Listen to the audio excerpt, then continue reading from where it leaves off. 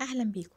النهارده في مطبخ ليليان هنعمل مع بعض فراخ مشويه وهنسويها في الفرن، وهتطلع احلى واطرى من اللي بنشتريها من بره. وهنعمل جنبها رز بالخلطه سريع كده، ومعاه كبده فراخ ومكسرات.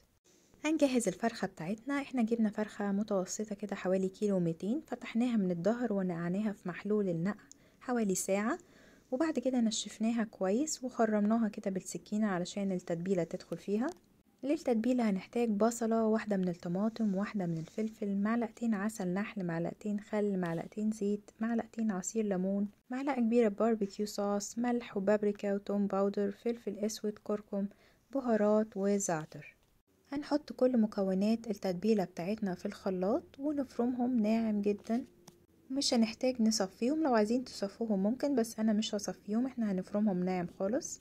ممكن كمان تزودوا على التتبيلة دي معلقة من الزبادي لو تحبوا.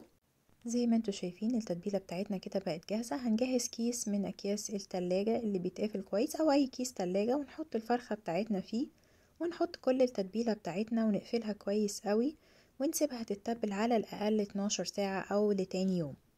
اهم حاجة الكيس يبقى مقفول كويس علشان ما يبقاش فيه ريحة في التلاجة.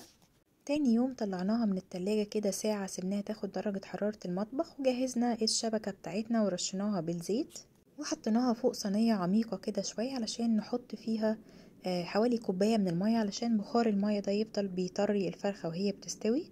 وبعد كده هنرش الفرخة قبل ما نقفلها علشان ما تلزقش في الشبكة.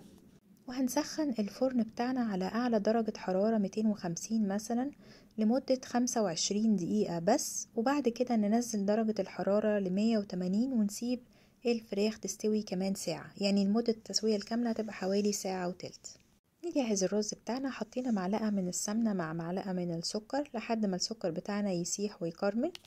بعد كده نزلنا بالبهارات بتاعتنا، ملح وفلفل اسود وكركم وشوية من القرفة وشوية من القرنفل. قلبناهم كده لغاية ما ريحتهم تبتدي تطلع، وبعد كده نبتدي نزود المية المغلية ونسوي الرز بتاعنا. انا مش بحب اسوي كبدة الفراخ مع الرز، انا هعملها لوحدها، هسويها لوحدها خالص وبعد كده هحطها فوق الرز. وفي طاسة سخنة هنحط شوية من الثوم المفروم مع فلفل مفروم، وننزل بكبد الفراخ بتاعتنا متقطعة كده قطع متوسطة. هنسيبها من غير ما نقلبها خالص في الاول لغاية ما تاخد لون من تحت، وبعدين نقلبها على الناحية التانية. كبدة الفراخ ما بتطولش على النار، بس ما تقلبوهاش كتير علشان ما تنزلش مية. نحط التوابل بتاعتنا، ملح وفلفل وبابريكا وكزبرة وكمون، وكمان حطينا بقية كمية الثوم والفلفل ومعلقة من دبس الرمان، وهنقلبهم دقيقة كده وتبقى كبدة الفراخ بتاعتنا بقت جاهزة. اخر خطوة للرز بتاعنا، خدنا كده معلقة صغيرة قوي من السمنة مع شوية من المكسرات اي نوع وشوية من الزبيب، وهنحمصهم كده بسرعة علشان يسخنوا وياخدوا تحميصة حلوة. ودي تبقى اخر خطوة نعملها للرز بتاعنا. قدمنا الرز بالخلطة زي ما انتوا شايفين، وكمان الفراخ كانت استوت. جربوها وقولولي رأيكم، واشوفكم في وصفة تانية. Thank you.